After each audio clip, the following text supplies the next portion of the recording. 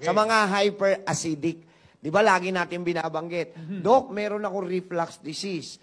Hyperacidic ako. Meron akong ulcer. Meron akong GERD. Meron akong heartburn. Lagi akong sinisikmura. Lagi akong nalilipasan ng gutom. Laging may problema dahil umaangat ang acid.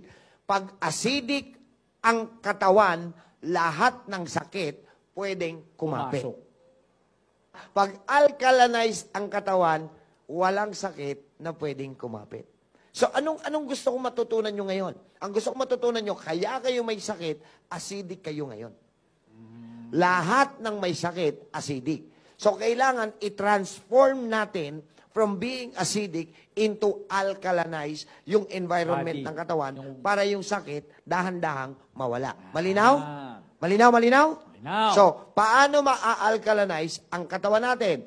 Tuwing umaga, pagkagising, yung tinuturo natin. Pagkagising sa umaga. 200 ml maligam-gam na tubig, lalagyan ng 1 tablespoon of apple cider vinegar and half teaspoon of Himalayan salt. haluing maigi hanggang madilyut.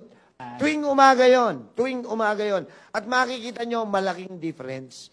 Actually, after 1 week of continuously doing it, you feel good every morning.